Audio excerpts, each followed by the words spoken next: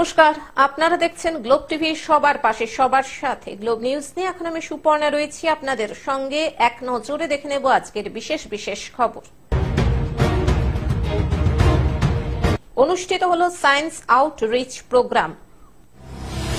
All India open karate প্রতিযোগিতা 2023।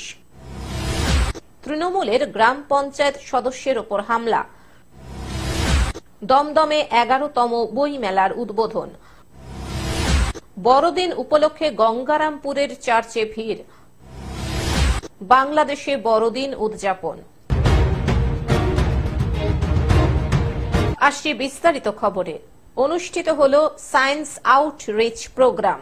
Satyendranath Bose national centre for basic science এবং sir Rajendranath Mukherjee government পলিটেকনিকের যৌথ উদ্যোগে বসিরহাটের স্যার রাজেন্দ্রনাথ মুখার্জি গভর্নমেন্ট পলিটেকনিকে একদিন ব্যাপী সায়েন্স আউটরিচ প্রোগ্রাম অনুষ্ঠিত হয়ে গেল।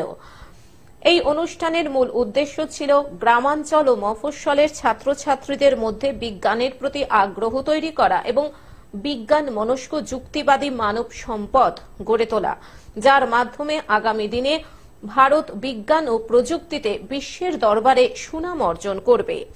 এখানে প্রায় বিভিন্ন স্কুল ও পলিটেকনিক কলেজের প্রায় 220 জন ছাত্রছাত্রী ও 60 জন শিক্ষক শিক্ষিকা উপস্থিত ছিলেন। আমার কলেজের নাম আচার্য জগদীশ চন্দ্র বোস পলিটেকনিক। আমি ওখান থেকে এসেছি। আজকে আমি এখানে এসেছিলাম একটা সায়েন্স এক্সিবিশনের উদ্দেশ্যে। আমাদের কাছে সম্পূর্ণ সারপ্রাইজ ছিল যে এখানে এতগুলো ডক্টর, এতগুলো মানুষ আমাদের সামনে প্রেজেন্ট থাকবেন এবং তারা আমাদেরকে এত ভালো করে এত সায়েন্সের বিষয়ে ওনারা আমাদেরকে এইভাবে মোটিভেট করবেন। ইনফ্যাক্ট ওনারা যেগুলো আমাদেরকে বললেন তার থেকে আমরা অনেক কিছু শিখতে পেরেছি। এগুলো আমাদের কাছে টোটালি সারপ্রাইজ ছিল। ছাত্রছাত্রীদের মধ্যে বিজ্ঞান চেতনার প্রসার ঘটানোর জন্য সেমিনার, সায়েন্স এক্সিবিশন, হাতে কলমে কোয়ান্টাম ইরেজার নীতি পরীক্ষা এবং টেলিস্কোপের মাধ্যমে আকাশ পরিদর্শনের ব্যবস্থা ছিল। এই অনুষ্ঠানের প্রধান বক্তাগণ ছিলেন Satyendranath Bose national centre for Basic সায়েন্সের অধ্যাপক এবং গবেষক বৃন্দ, doctor Manik Banik, doctor Ramakrishna Das, doctor Arijit Haldar, doctor Mir Alimuddin এবং আমন দাস। সমগ্র অনুষ্ঠানটির কনভেনর ছিলেন স্যার রাজেন্দ্রনাথ মুখার্জি, অধ্যাপক মনোজ ঘোষ এবং doctor Razzaq Gazi. India international of science ফেস্টিভ্যালে যে অন্তর্ভুক্ত একটা সায়েন্স আউটরিচ প্রোগ্রাম এখানে অনুষ্ঠিত হচ্ছে এবং এই অনুষ্ঠানটা পরিচালনা করছে Satyendranath Bose national centre for basic science এবং স্যার রাজেন্দ্রনাথ মুখার্জি গভর্নমেন্ট পলিটেকনিকের যৌথ উদ্যোগে। এবং এখানে মূলত সাধারণত গ্রাম ও মফস্বলের ছাত্রছাত্রীদের মধ্যে বিজ্ঞান সচেতনতা বাড়ানোর জন্য এই কাজটা আমরা করছি। এই সায়েন্স আউটরিচ অনুষ্ঠানটি ইন্ডিয়ান ইন্টারন্যাশনাল সায়েন্স ফেস্টিভ্যাল 2023 অন্তর্ভুক্ত। ন্যাশনাল সেন্টার ফর বেসিক সায়েন্সের পক্ষ থেকে আউটরিচ একটা প্রোগ্রাম করতে এসেছি। এইটা ইন্টারন্যাশনাল ইন্ডিয়ান সায়েন্স ফেস্টিভ্যাল 2023 আন্ডারে আমরা করছি। তো এই প্রোগ্রামে আমরা নানান রকম টক, এক্সপেরিমেন্ট, ডেমনস্ট্রেশন, স্কাই ওয়াচিং এগুলো দেখানোর চেষ্টা করছি। বসিরহাট থেকে শ্যাম বিশ্বাসের report, globe news. All India open karate প্রতিযোগিতা 2023। হাওড়ার দাসনগরের আলামোহন দাস ইনডোর স্টেডিয়ামে 24 ডিসেম্বর রবিবার সারাদিন ব্যাপী পঞ্চম সারা ভারত ওপেন ক্যারাটে প্রতিযোগিতা 2023 অনুষ্ঠিত হল। Shotokan karate do Japan association of ইন্ডিয়ার উদ্যোগে সিহান এস শর্মার নেতৃত্বে এই সারা ভারত ক্যারাটে প্রতিযোগিতা অনুষ্ঠিত হল। পশ্চিমবঙ্গ, আসাম, ঝাড়খণ্ড, বিহার, সিকিম, অন্ধ্রপ্রদেশ থেকে প্রায় 450-রও বেশি প্রতিযোগী এই ক্যারাটে প্রতিযোগিতার কাতা ও কুমিতে বিভাগে অংশগ্রহণ করেন। অঙ্কিতা দুবে, অদেশ নারায়ণ সিং, কেওশি এস শর্মা, সিহান সুবীর বাগচি সহ বহু বিশিষ্ট ব্যক্তিবর্গ উপস্থিত ছিলেন। এখানে 5 বছর থেকে আপনার 25-30 প্রতিযোগী আছে। আচ্ছা, মোটামুটি কোন কোন স্টেট থেকে এসেছিলেন? আমাদের আসাম আছে, ডুয়ার্স আছে, অন্ধ্রপ্রদেশ আছে, কেরল আছে, বেঙ্গল তো আছে। আচ্ছা, এই প্রতিযোগিতায় মহিলাদের অংশগ্রহণ ছিল নজর কাড়ার মতন। মুখ্য আয়োজক সেন্সি এস শর্মা জানান, এটা তাদের পঞ্চম সারা ভারত ওপেন ক্যারাটে প্রতিযোগিতা অনুষ্ঠিত হল। মেয়েদের সেলফ ডিফেন্সের অংশগ্রহণ ছিল চোখে পড়ার মতন। আসামের প্রতিযোগীরা অন্য সব রাজ্যের থেকে ভালো ফল করেছে। সবচেয়ে বেশি পদক পেয়ে হাওড়ার বামনগাছির অভয় যোদ্ধা টিম প্রথম স্থান অধিকার করেছে। উত্তর 24 পরগনার বসিরহাটের টিম দ্বিতীয় স্থান অধিকার করেছে। সেন্সি সুবীর বাগচি জানান, বর্তমানে মেয়েদের আত্মনির্ভরতা সুরক্ষার জন্য ক্যারাটে শেখানোর উৎসাহ দেওয়ার জন্য তিনি অভিভাবকদের ধন্যবাদ জানান। আচ্ছা, আজকের প্রোগ্রামটা কি নিয়ে যদি একটু বলেন। আজকে প্রোগ্রাম আমাদের যেমনি এসকেজে আমাদের অ্যাসোসিয়েশন আছে Shotokan karate the Japan nation of India, এটা বছরে একটা ন্যাশনাল করি, যেটা 5th all India open karate championship হচ্ছে আজকে। তো এটা আমরা প্রত্যেক বছর করে এই বছর আমাদের পঞ্চম আছে। আচ্ছা, মোটামুটি কত পার্টিসিপেন্ট অংশগ্রহণ করেছে? অ্যাপ্রক্স বলতে গেলে 400 অ্যাপ্রক্স আছে মোটামুটি। আচ্ছা, কোন কোন ডিস্ট্রিক্ট থেকে এসছে? ডিস্ট্রিক্ট তো অনেকটা এসেছে, স্টেট বলতে গেলে আসাম এসেছে, ঝাড়খণ্ড এসেছে, বিহার এসেছে, আচ্ছা, তারপরে আমাদের অন্ধ্রপ্রদেশ এসেছে। আচ্ছা, টোটাল কত পার্টিসিপেন্ট এসেছে? Total 400 participant. হাওড়া থেকে কৌশিক ঘোষের রিপোর্ট, গ্লোব নিউজ। তৃণমূলের গ্রাম পঞ্চায়েতের সদস্যের ওপর হামলা, দলীয় ফ্ল্যাগ লাগানোকে কেন্দ্র করে বিবাদ। তৃণমূলের গ্রাম পঞ্চায়েতের সদস্যের ওপর হামলা, অভিযোগ সিপিএম এর বিরুদ্ধে। অন্যদিকে পাল্টা সিপিএম কর্মীদের উপর হামলার অভিযোগ তৃণমূল সদস্যের বিরুদ্ধে। মালদার মোথাবাড়ি থানার উত্তর পঞ্চানন্দপুর এলাকার ঘটনার তদন্তে মোথাবাড়ি থানার পুলিশ। আহত পঞ্চায়েত সদস্য রথেন সরকার এবং তার বাবা শ্যামল সরকার। আহতরা মালদা মেডিকেল কলেজ ও হাসপাতালে চিকিৎসাধীন। অভিযোগ উঠেছে এলাকার সিপিআইএম কর্মী বাপি সরকার সহ বেশ কয়েকজনের বিরুদ্ধে। অন্যদিকে বাপি সরকারের পাল্টা অভিযোগ, কালকে আমার ভাই বাজার করতে বেরোচ্ছিল, গাড়ি ধরে আক্রমণ করে বাড়িতে গিয়ে মার দিল। আমি দোকানে ছিলাম, দোকান থেকে এনে আমি গেটের কাছে দাঁড়িয়েছি, ওরা 7-8 জন নিয়ে যেয়ে আমাকে প্রচুর হারে মার দেয়। ও হচ্ছে টিএমসির মেম্বার। তৃণমূল সদস্য এবং তার দলবল তাদের মারধর করেছে। আক্রান্ত বাপি সরকারও মালদা মেডিকেল কলেজ ও হাসপাতালে চিকিৎসাধীন। গতকাল আমি সকালবেলা আমি আমার দলের ফ্ল্যাগ টাঙাই আমার গলিতে। সেই পরিপ্রেক্ষিতে যখন থেকে ফ্ল্যাগ টাঙাই তখন থেকে বাপি সরকার, ওর ভাই টনিক সরকার, ওদের ফ্যামিলিতে এর বিরোধিতা করে।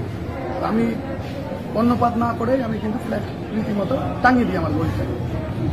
টাঙানোর ফলে এবার গালাগাল করা, মাথায় গালাগাল করতে থাকে। ওই বিষয়টাই বেশি গুরুত্ব না দিয়ে আমি নিজের কাজে বেরিয়ে যাই। কাজ থেকে ফিরে এসে আবার সন্ধ্যাবেলা যখন ঠিক ওই গলি দিয়ে বাইক নিয়ে যাই, তখন গলিতে হঠাৎ করে আমার উপরে হাসুয়া নিয়ে আক্রমণ করে এবং আমার মাথায় কোপটা মারতে চাই। আমি হাত দিয়ে থাম থেকে আমার হাতে লেগে যায়। মালদা থেকে অভিষেক দাসের রিপোর্ট, গ্লোব নিউজ। দমদমে 11তম বইমেলার উদ্বোধন। 11তম বইমেলার উদ্বোধন হল দমদমে। দমদমের ইন্দিরা ময়দানে এই বইমেলার আয়োজন করা হয়েছে। এবারই প্রথম এই বইমেলার দায়িত্ব পেয়েছেন দক্ষিণ দমদম পৌরসভার 15 নম্বর ওয়ার্ডের কাউন্সিলর দেবাশিস বন্দ্যোপাধ্যায়। এই দায়িত্ব পেয়ে দেবাশিস বন্দ্যোপাধ্যায় উদ্বোধনের দিন পুরো মেলা জুড়ে যে কর্মকাণ্ড করেছেন তাতে আগামী দিনগুলো, বিশেষ করে মেলা যে কদিন চলবে, তাতে মানুষের ঢল যে নামবেই সে কথা সবাই বলতে পারে। এই মেলায় প্রায় 39টি স্টল দেওয়া হয়েছে এবং এই বইমেলা চলবে 23 ডিসেম্বর থেকে 31 ডিসেম্বর পর্যন্ত। দমদম বইমেলা 11তম দমদম বইমেলা আমরা প্রতি বছরই মমতাদি যখন আমাদের এখানে দমদমে আমাদের পাঠিয়েছিলেন এবং মমতাদি যখন 2011 সালে প্রথমবার মুখ্যমন্ত্রী হিসেবে শপথ নেন, তখন তিনি আমাদের একটা কথা বিশেষভাবে বলেছিলেন যে প্রতিটি এলাকায় এক ধরনের সাংস্কৃতিক সচেতনতা তৈরি করতে হবে। তা সেই জায়গা থেকে এখানে অনেক কাজ আমরা করেছি। তার মধ্যে সব থেকে প্রথম শুরু হয়েছিল বইমেলা। তো এই বইমেলার আমার সহ উদ্যোক্তা দেবাশিস বন্দ্যোপাধ্যায়ও এখানে আছেন। তো আমরা এবার বইমেলা প্রত্যেক বছর হয় এবং প্রত্যেকবারই বিশিষ্ট সাহিত্যিকরা এখানে আসেন। যেমন এবার শ্রী অমর মিত্র, শ্রী প্রচেত গুপ্ত, শ্রী ত্রিদীপ চট্টোপাধ্যায়, পাবলিশার্স গিল্ডের অন্যতম প্রকাশক সুধাংশু দে, তাঁরা সবাই এসেছিলেন। আমার সাংসদ সৌগত রায় এবং প্রাক্তন পৌর প্রধান এবং বিশিষ্ট লেখক সাহিত্যিক ডক্টর পাঁচু রায়, তিনি এখানে ছিলেন, এবং একটা পুরস্কার, একটা সম্মান, সাহিত্য সম্মান, রাহুল সংকীর্তন সাহিত্য সম্মান, এবছরই এটা আমরা শুরু করেছি। এবং সেটার জন্য আমি দেবাশিসকে বিশেষভাবে ধন্যবাদ দেব, যে দেবাশিস বলেছিল যে আমাদের মনে হয় যে এবছর একটা সাহিত্য সম্মান আমাদের একজন বিশিষ্ট সাহিত্যিককে দেওয়া উচিত। যেহেতু দাদা তুমি বাংলা একাডেমিতে যুক্ত, দিয়ে দিদি ওখানে তোমায় পাঠিয়েছেন, তুমি আরও অনেকগুলো কাজ দেখছো, আমার প্রস্তাবটা আমার খুবই মনে ধরে, এবং সেই জায়গা থেকে রাহুল সংকীর্তন সাহিত্য সম্মান আমরা এবছর তুলে দিতে পারলাম বিশিষ্ট বাঙালি লেখক শ্রী সন্মাত্র নন্দর হাতে।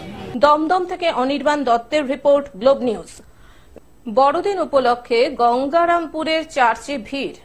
প্রতিবারের মতন এবারও বড়দিনের উৎসবে মেতে উঠেছে দক্ষিণ দিনাজপুর জেলার গঙ্গারামপুরের রাজীবপুর ক্যাথলিক চার্চ। বড়দিন উপলক্ষে গির্জার পাশে বসেছে বিশাল এক মেলা। এদিন সকাল থেকে প্রার্থনা করতে চার্চে ভিড় জমান খ্রিস্টান ধর্মাবলম্বী মানুষজন। সেই সঙ্গে জেলার ঐতিহাসিক স্থান বানগড়েও ভিড় জমান পর্যটকেরা। প্রসঙ্গত, আজ 25 ডিসেম্বর যীশু খ্রিস্টের জন্মদিন বা বড়দিন। প্রতি বছরই দিনটি সাড়ম্বরে পালন করে থাকেন খ্রিস্টান ধর্মের মানুষজন। প্রতিবারের মতন এবারেও দিনটি পালনের উদ্যোগ নেয় গঙ্গারামপুরের ক্যাথলিক চার্চ। সেই মতো সাজিয়ে তোলা হয় রাজীবপুর ক্যাথলিক চার্চ। এদিন সকাল থেকে প্রার্থনা করতে চার্চে ভিড় জমান খ্রিস্টান ধর্মের মানুষজন। এদিকে বড়দিন উপলক্ষে গঙ্গারামপুরের ঐতিহাসিক স্থান বানগড়েও ভিড় জমান পর্যটকেরা। চার্চে গঙ্গারামপুর শহর সহ জেলাবাসীদের উপস্থিতি ছিল যথেষ্ট লক্ষণীয়। আমরা বড়দিনকে অতি ধুমধামের সাথে সেলিব্রেশন করছি। বড়দিন মানে হচ্ছে আমাদের কাছে বিশ্বের রাজা, আমাদের জগতের রাজা যীশু খ্রিস্টের জন্মদিন, যিনি গোটা জগৎকে প্রেমের বাণী শুনিয়েছিলেন, শিখিয়েছিলেন এবং নিজের প্রাণ বিসর্জনের মাধ্যমে জগৎকে পাপ মুক্ত করেছিলেন। উনারই জন্মদিন আজকে আমরা পালন করছি। আমাদের পিতা, আমাদের উদ্ধারকর্তা যীশু খ্রিস্টের জন্মদিনে আমরা পালন করছি অতি ধুমধামের সাথে। দক্ষিণ দিনাজপুর থেকে জয়দীপ মৈত্রের রিপোর্ট, গ্লোব নিউজ। বাংলাদেশে বড়দিন উদযাপন। বাংলাদেশে কঠোর নিরাপত্তার মধ্য দিয়ে আজ বড়দিন উদযাপন করা হচ্ছে। এই উপলক্ষে ঢাকা সহ সারা বাংলাদেশের গির্জাগুলিকে সাজানো হয়েছে নতুন আঙ্গিকে। গতকাল রবিবার সন্ধ্যা থেকে বিভিন্ন গির্জা এবং হোটেলগুলিতে ব্যবস্থা করা হয় আলোকসজ্জার। পরিবারের সদস্যদের সাথে আনন্দ ভাগ করে নিতে অনেকেই ঢাকা ছেড়ে গিয়েছেন গ্রামের বাড়িতে। ঢাকার 5 তারা হোটেলগুলোতে আলোকসজ্জার পাশাপাশি হোটেলের ভিতরে কৃত্রিমভাবে স্থাপন করা হয়েছে ক্রিসমাস ট্রি ও সান্তা ক্লজ। আজ সকালে বড়দিনের প্রার্থনা অনুষ্ঠিত হয়েছে। বড়দিন উপলক্ষে অনেক খ্রিস্টান পরিবারে কেক তৈরি করা হয়েছে, রয়েছে বিশেষ খাবারের আয়োজন। এছাড়াও বাংলাদেশে অনেক অঞ্চলে আয়োজন করা হয়েছে কীর্তনের পাশাপাশি ধর্মীয় গানের। এদিকে বড়দিন উপলক্ষে বাংলাদেশের রাষ্ট্রপতি মোহাম্মদ সাহাবুদ্দিন ও প্রধানমন্ত্রী শেখ হাসিনা খ্রিস্টান ধর্মাবলম্বী সহ সকলের শান্তি ও কল্যাণ কামনা করে পৃথক পৃথক বাণী দিয়েছেন। বড়দিন উপলক্ষে আজ বাংলাদেশে সরকারি ছুটি। ঢাকা থেকে হাবিবুর রহমানের রিপোর্ট, গ্লোব নিউজ। এখন থেকে গ্লোব টিভি দেখুন আপনার স্মার্টফোনেও। গুগল প্লে স্টোর অথবা অ্যাপল স্টোর থেকে ডাউনলোড করুন গ্লোব টিভি লাইভ অ্যাপ এবং জিও টিভি অ্যাপ। এছাড়াও জিও ফাইবারেও গ্লোব টিভি দেখুন 1457 নম্বরে। আজকের মতন গ্লোব নিউজ এখন এই পর্যন্তই। দেখতে থাকুন গ্লোব টিভি, সবার পাশে সবার সাথে। নমস্কার।